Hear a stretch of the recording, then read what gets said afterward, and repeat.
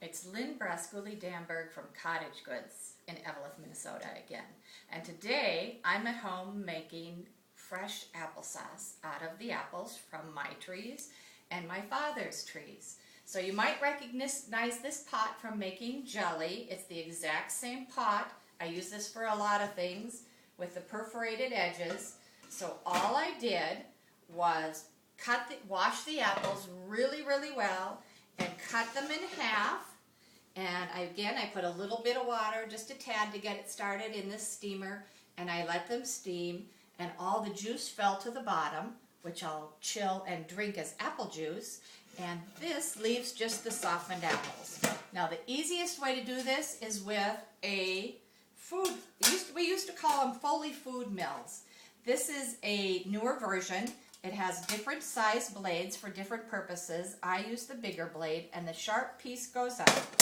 You simply push it down into the food mill, and there are little dents in the food mill to match the little slots for the blade, for the sieve rather. This is the blade. It goes right down in, and then you can see that all you do is push these two little pins down, and your food mill is ready to go. It sits right on top of a bowl,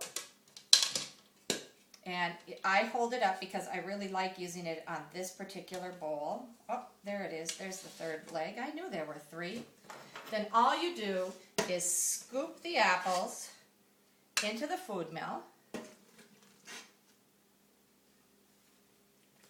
and you can fill it just about up to the middle of the rim. When the apples are nice and soft, and then all you do is turn the handle. And the pulp comes out the bottom. And you have absolutely perfect unsweetened applesauce. Now this is a mixture of apples. It's got Honeycrisp, Mesabi Red, Great Northwest, all kinds of different apples. My father does grafts on his apple trees, has for years, and so he brings me a bag of mixed apple varieties, and I just mix them all up together. Of course, if you can't get apples from somebody, you can always go to the grocery store and buy a nice bag of a firm apple like a Cortland or a McIntosh, Honeycrisp. You could mix them up, throw in a Granny Smith if you like it a little bit tangier. And as you can see, the food mill works the mixture down into the inside, and you turn it backwards every once in a while to scrape out the from underneath the blade on top of the sieve, and then you just keep turning and turning and turning, and you keep going until it's pretty obvious that you have nothing left but skins and seeds and mashed up cores.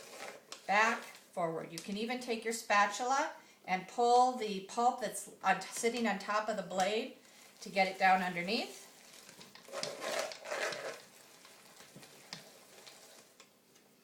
Keep pushing it down until it's all done.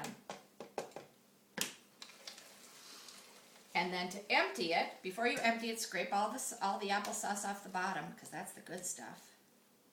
By the way, you can also use this with mashed potatoes, sweet potatoes, anytime you want to puree anything.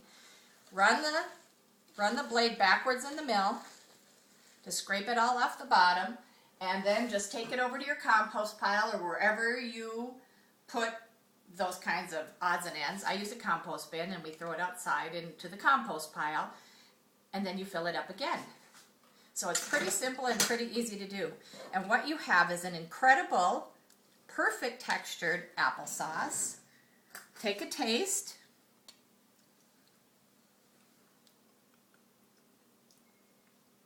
You know what? That's so sweet.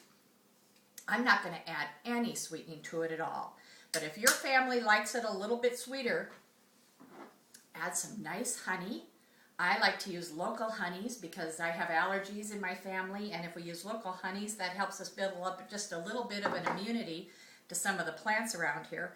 Or I'd recommend using brown sugar instead of white sugar. It's got a little bit more molasses in it. It'll give it a great color.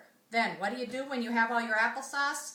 You have a couple options. You can eat it all right away. You can bake it into cakes and cookies.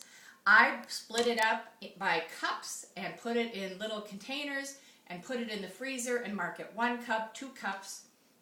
And then I use it in baking.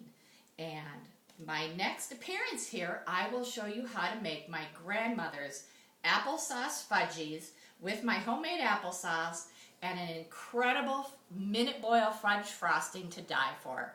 Thanks for coming.